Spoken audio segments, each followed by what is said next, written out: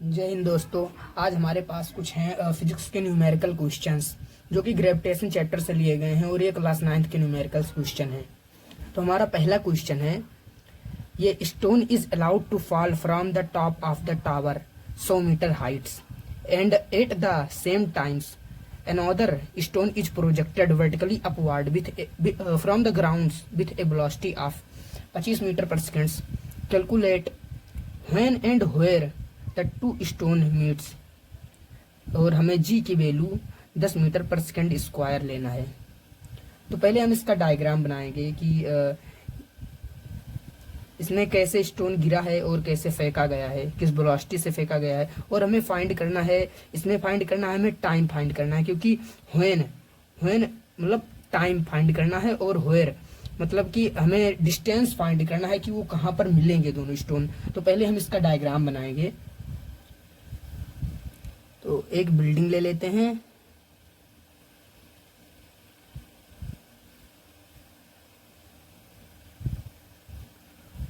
और इस बिल्डिंग की जो टावर की हाइट है वो है 100 मीटर। तो हम इसकी हाइट ले लेंगे 100 मीटर।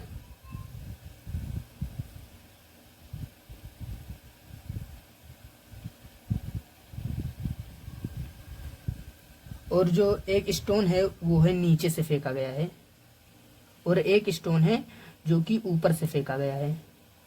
इसको फेंका नहीं गया है, छोड़ दिया गया है, क्योंकि तभी इसकी जो इनिशियल वेलोसिटी होगी वो 0 मीटर पर सेकेंड होगी। क्योंकि जैसे कि हम ये पेन अगर जो छोड़ें तो इसकी जो इनिशियल वेलोसिटी होगी वो 0 मीटर पर सेकेंड होगी ऐसे।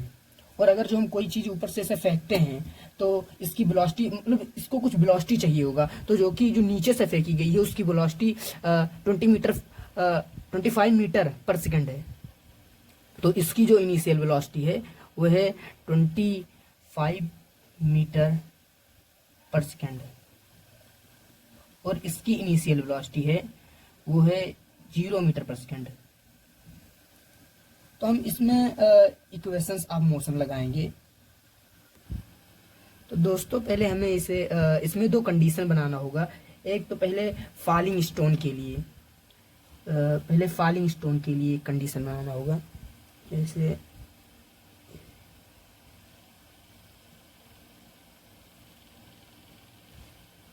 और एक रहेगा जो प्रोजेक्टेड है, मतलब फेंका गया है। जैसे नीचे वाला प्रोजेक्टेड हो गया और ये फॉलिंग हो गया क्योंकि ऊपर से ये छोड़ा गया है, प्रोजेक्टेड।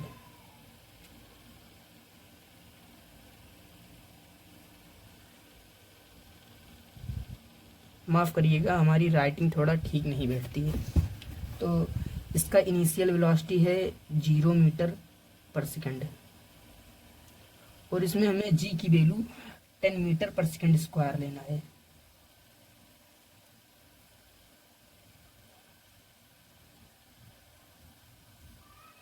और हमें इसमें टाइम पता करना है,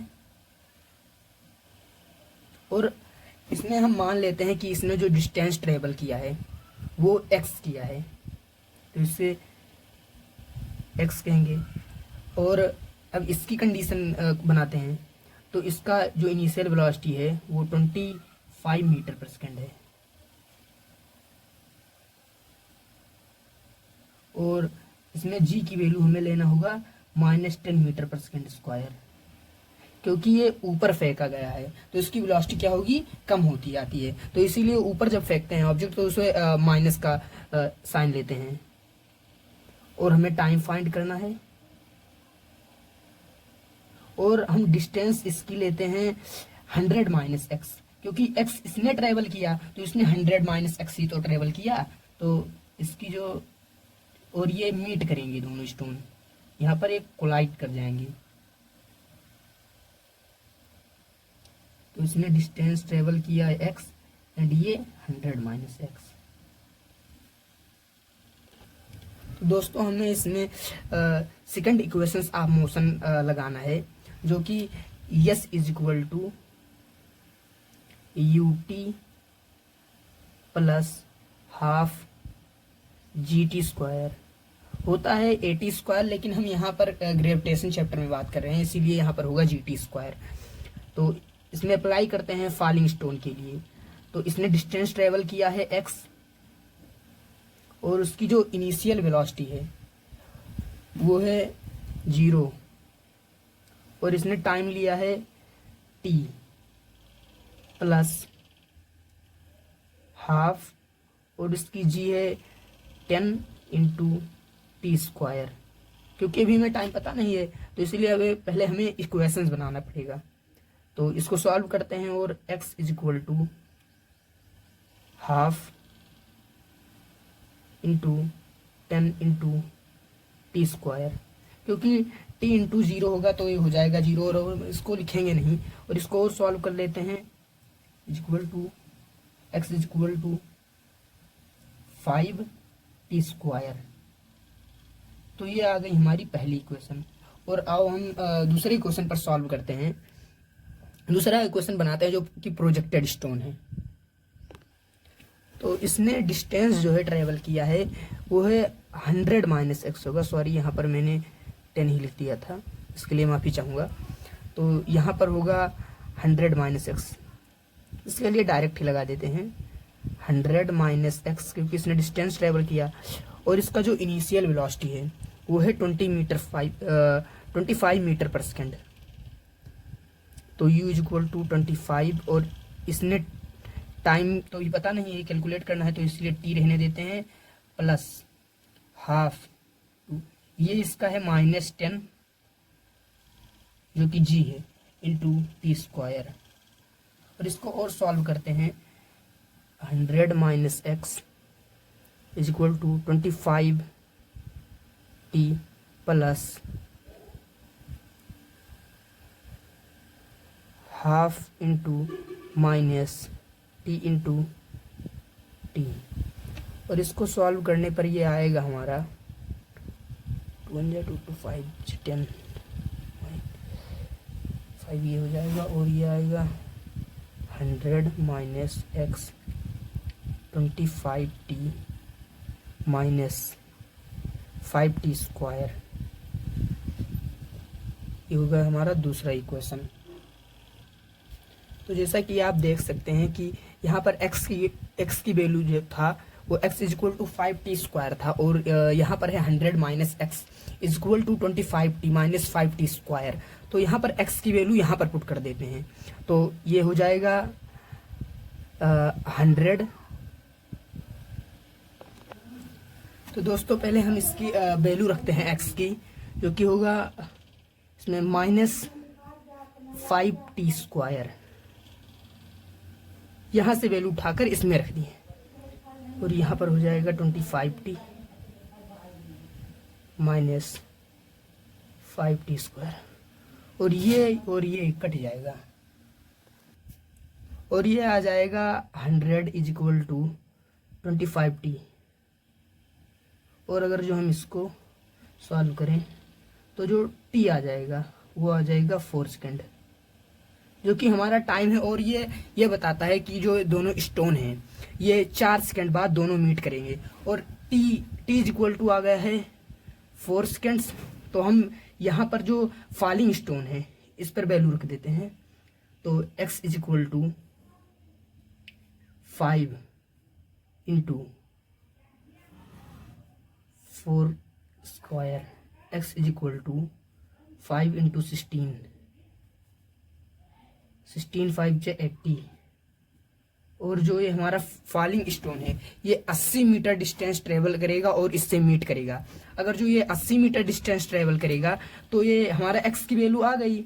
तो ये जो हमारा प्रोजेक्टेड स्टोन है ये 20 मीटर ही डिस्टेंस ट्रेवल कर पाएगा, जैसे कि यहाँ पर s is equal to 100 minus x है। तो हम यहाँ पर इसकी वैल्यू रख देते हैं और वैसे हमें पता चल जाता है कि जो अगर जो 100 मीटर ये 80 मीटर का जो डिस्टेंस ट्रेवल करेगा तो ये 20 मीटर ही ट्रेवल करेगा। तो हमारा यहाँ से आंसर आ जाता है। और आइए अब हम दूसरे क्वेश्चन की तरफ पढ़ते हैं, जो कि दिया गया है the earth and the moon are attracted to each other by the gravitational force. Does the earth attract the moon with a force that is greater or smaller or the same as the force with which the moon attract the earth? Why? तो हमें इसमें पता होना चाहिए, conceptual based question है और ये वैसे न्यूमेरिकल्स नहीं है। और हमें पता होना चाहिए जो जैसे फोर्स है वो डिपेंड करता है मास पर। तो F इज इक्वल टू इसका फॉर्मूला तो आपको पता ही होगा, G m1 m2 upon r square.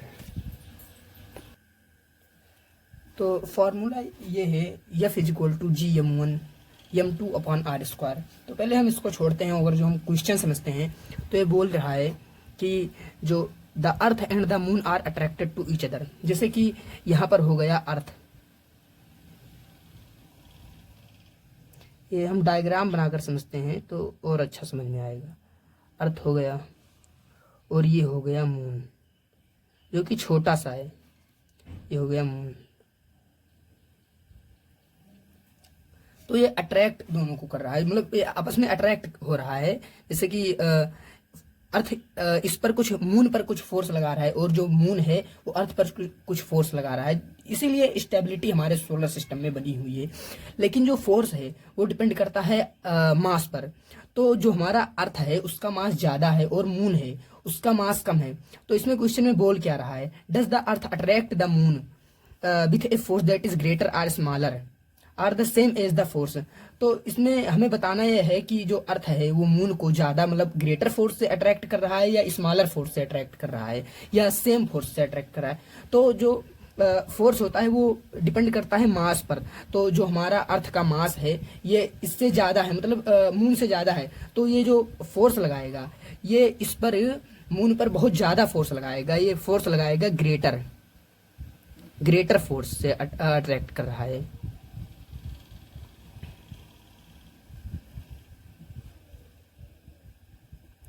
तो अब आपके मन में एक क्वेश्चन उठ रहा होगा कि फिर जो मून है इसको तो आकर इसमें कोलाइड कर देना चाहिए, लेकिन ये ऐसा नहीं होता है। क्योंकि जैसे कि ये है तो यहाँ पर हमारा सन भी तो है और ये बहुत ही बड़ा है, और यहाँ पर दूसरे सेलेस्टियल बॉडीज होती हैं जो कि इस पर फोर्स लगाती हैं। तो ये और ये सब फोर्स कैंसिल आउट हो जाता है, ये सब फोर्स कैंसिल आउट हो जाता है। इसीलिए हमारे जो सोलर सिस्टम में वो स्टेबिलिटी बनी हुई है, क्योंकि जितने भी फोर्स हैं वो सब आपस में कट हो जाते हैं। जैसे कि इस पर ये मान लीजिए यहाँ पर 10 न्यूटन का ये फोर्स लगा रहा है अर्थ मून पर, लेकिन यहाँ पर जैसे कि यहाँ पर मान लीजिए, हमें मानना है कि सूरज भी तो यहाँ पर 5 न्यूटन का मान लीजिए फोर्स लगा रहा है और यहाँ पर ये भी 5 न्यूटन का फोर्स लगा रहा है।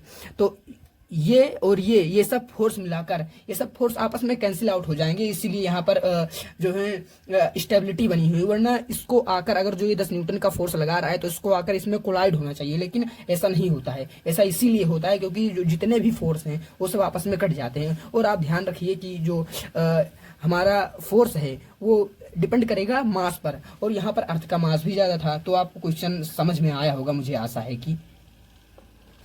तो दोस्तों आइए हम दूसरे क्वेश्चन की ओर बढ़ते हैं, जो कि है तीसरा क्वेश्चन हमारा। और शायद हमारे पास 5 क्वेश्चन हैं, एक यहाँ पर है और एक यहाँ पर। पहले आप इन सभी क्वेश्चन को खुद से सॉल्व कीजिए, फिर इसका सॉल्यूशन देखिए। तो दिया गया है कि a satellite is orbiting the earth at a height of 500 kilometres above its surface. Calculate the gravitational force acting on the satellite if its mass is 1000 kilogram, given that the mass of Earth 5.97 into 10 to the power 24 kilograms and the radius of Earth is 6.37 into 10 to the power 6 meter। तो पहले हम इसका diagram बनाते हैं। इसका diagram होगा जैसे यहाँ पर अर्थ हो गया, माफ कीजिए थोड़ा सा गलत बन गया है, तो सेंटर हो गया और यहाँ पर जो है सैटेलाइट है।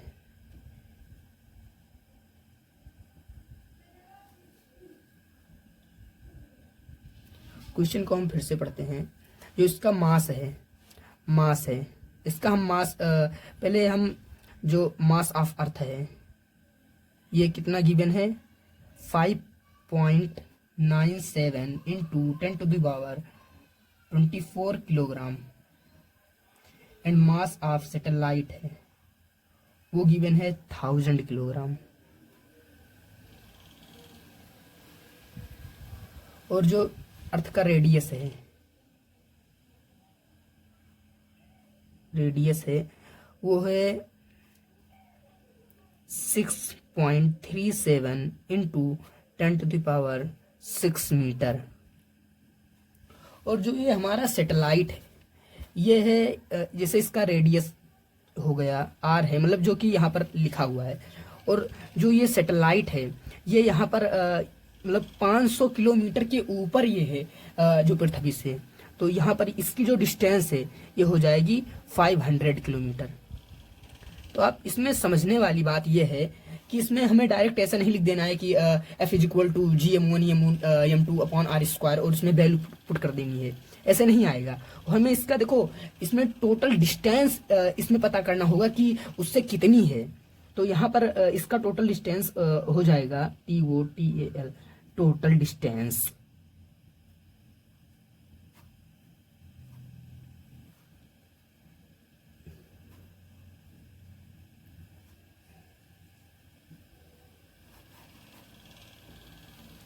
तो इसका टोटल डिस्टेंस हो जाएगा जो कि है 500 किलोमीटर ये है, और ये 6.37 इंटू 10⁶ मीटर।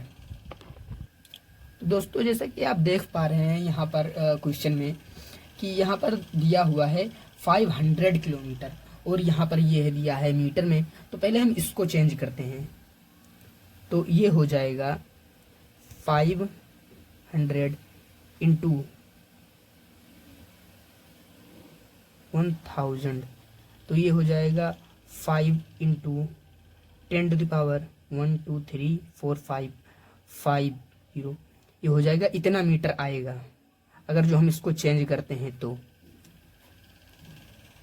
हम इसको अगर जो हमें टोटल डिस्टेंस प्राप्त करना है तो इसको हम ऐड कर देते हैं, तो ये हो जाएगा 6.37 इंटू 10⁶ प्लस 5 इंटू 10⁵ मीटर। और अगर जो हम इसको ऐड करते हैं तो ये हो जाएगा 11.37 इंटू 10⁻11 मीटर। अब हम आइए इसकी जो वैल्यू है वो पुट करते हैं। तो आइए दोस्तों हम इसमें फॉर्मूला अप्लाई करते हैं जो कि होगा F=GM1 M2। चलिए हम इसको EME कर देते हैं और EMS और अपॉन R² जो कि होगा टोटल डिस्टेंस। तो हम इसमें पुट करते हैं, तो G की वैल्यू होगा 6.67 इंटू 10⁻11 इंटू, और इसका जो मास ऑफ अर्थ है वो गिवन है 5.97 into 10⁻24 kilogram. 5.97 into 10⁻24 kilogram, and जो मास ऑफ सैटेलाइट है वो है 1000 किलोग्राम अपॉन जो टोटल डिस्टेंस है वो हमारा आया है 11.37 इंटू 10⁻6 का स्क्वायर। अगर जो हम इसको सॉल्व करते हैं तो ये हमारा समथिंग, तो दोस्तों इसका आंसर होगा वो समथिंग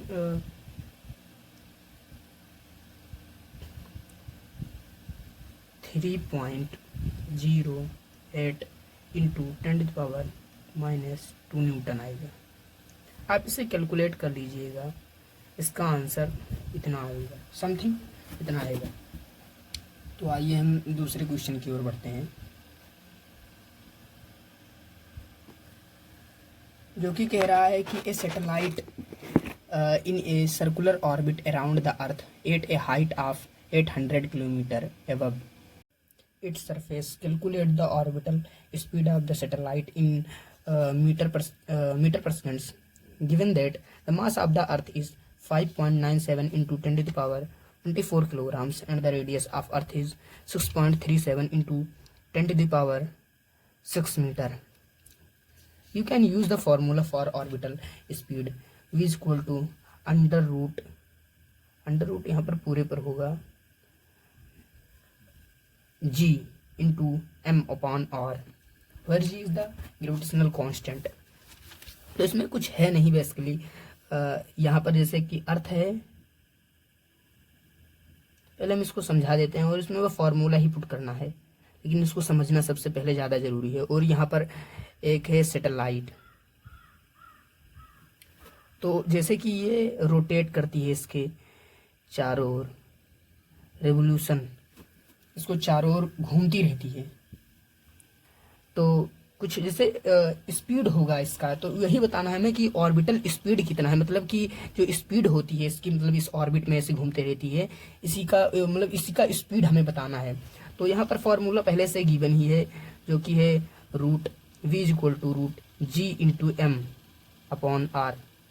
तो हमें g की वैल्यू पता ही है, अंडर रूट 6.67 इंटू 10⁻⁻11 इंटू, और यहाँ पर मास दिया ही है अर्थ का, तो यहाँ पर हो जाएगा 5.97 इंटू 10⁻24 किलोग्राम। यहाँ पर ये दिया ही है, और यहाँ पर जो आर है ये हो जाएगा टोटल डिस्टेंस, जो कि जैसे कि यहाँ पर ये 800 किलोमीटर है, के ऊपर है 800 किलोमीटर। तो हमें यहाँ पर टोटल डिस्टेंस पहले निकालना होगा, तो हम टोटल डिस्टेंस निकालते हैं, तो ये हो जाएगा 800 इंटू 1000, तो ये हो जाएगा 8 इंटू 10⁻5 मीटर, ये हो जाएगा।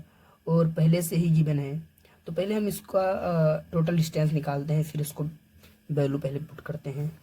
तो यहाँ पर जो रेडियस ऑफ द अर्थ है वो गिवन है 6.37 इंटू 10⁻6 मीटर, प्लस ये इसका हो जाएगा 8 इंटू 10⁻5 मीटर, तो ये हो जाएगा 14.37 इंटू 10⁻11 मीटर।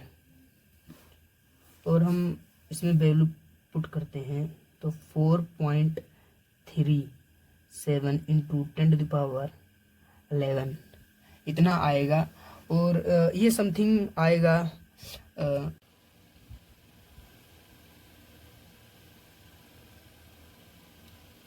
तो ये 16.64 मीटर पर सेकेंड समथिंग आया। प्लीज़ इसको आप खुद से कैलकुलेट कर लीजिएगा, इसमें कुछ गलतियां भी हो सकती हैं, मैं एकदम से कंफर्म तो नहीं हूँ, लेकिन हो सकता है इतना ही आए। प्लीज़ आप इसको दोबारा से कैलकुलेट कर लीजिएगा।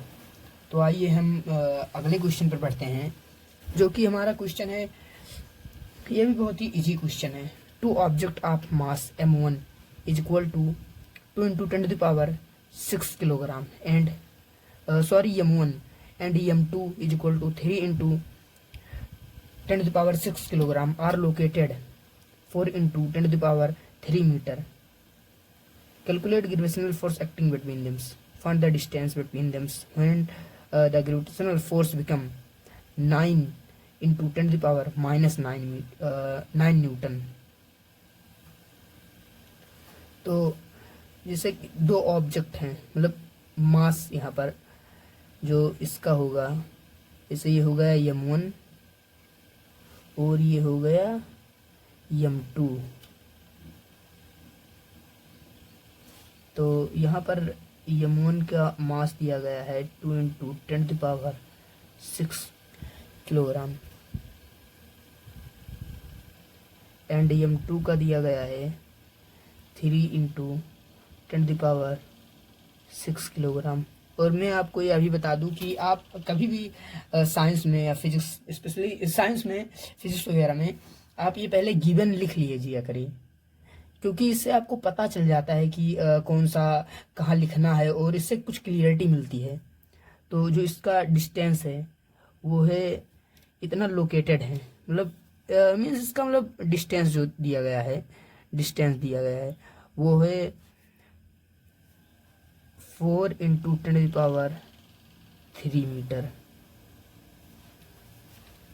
तो आइए हम इसका ग्रेविटेशनल फोर्स निकालते हैं, जो कि होगा F is equal to G m1 and m2 upon r square.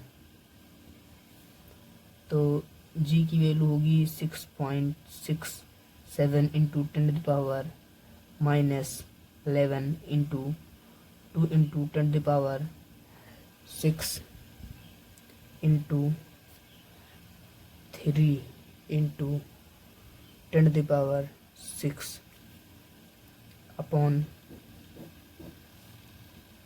4 into 10⁻3 4 into होगा और इसका हो जाएगा स्क्वायर और 6.67 इंटू 10⁻। आइए हम इसको पूरा सॉल्व करते हैं और देखते हैं कि कैसे आंसर आएगा। -11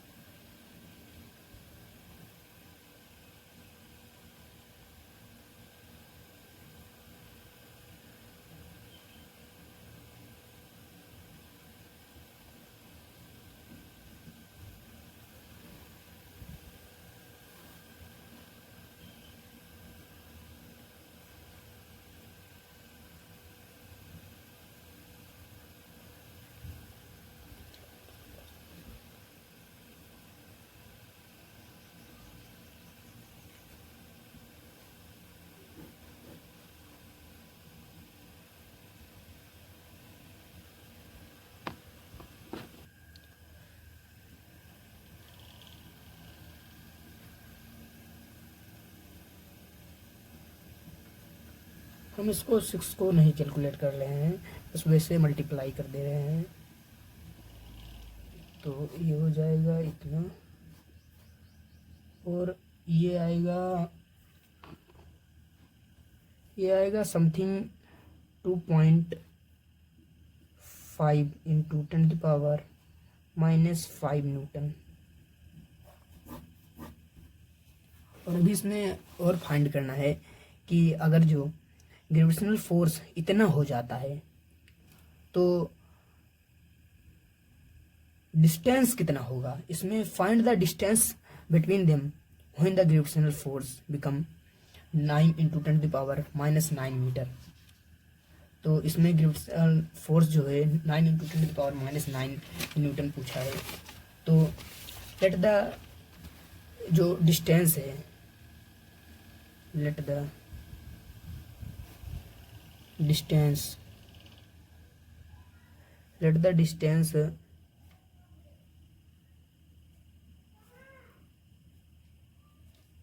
be r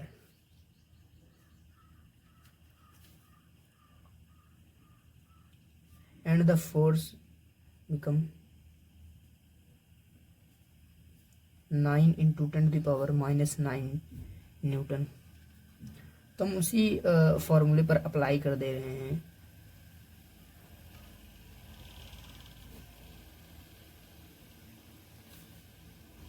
into 10⁻⁻9 is equal to, यदि हम वैल्यू पुट करते हैं तो ये इतना हो जाएगा। और अगर जो हम इसको और आगे सॉल्व करते हैं तो ये इधर चला जाएगा।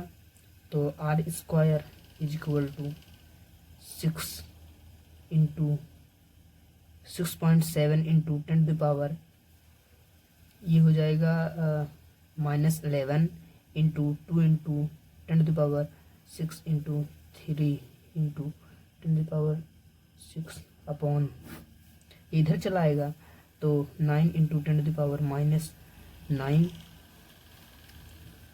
और ये हो जाएगा r is equal to under root, ये होल अंडर रूट मतलब सब पर लग जाएगा, 6.7 into 10 to the power -11 into 2 into 10 to the power 6 into 3 to 10 to the power 6 upon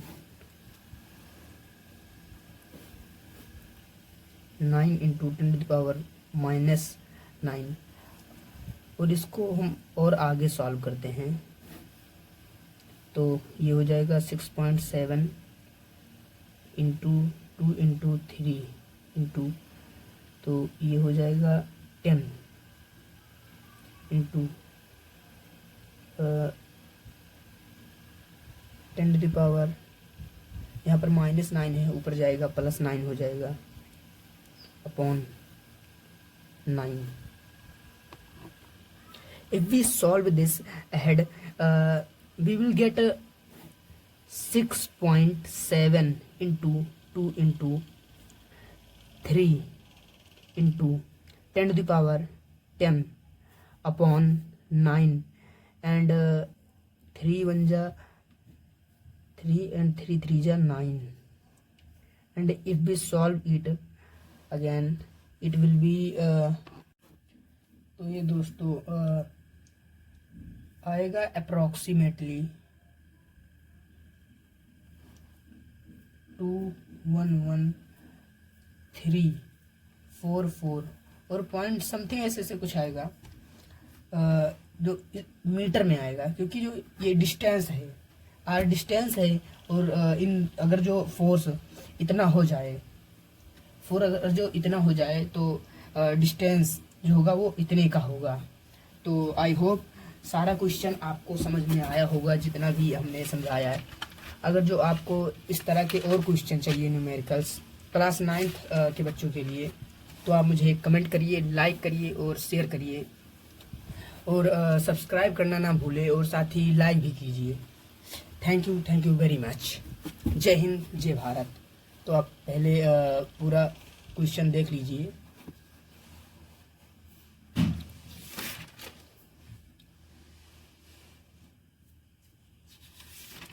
जय हिंद दोस्तों।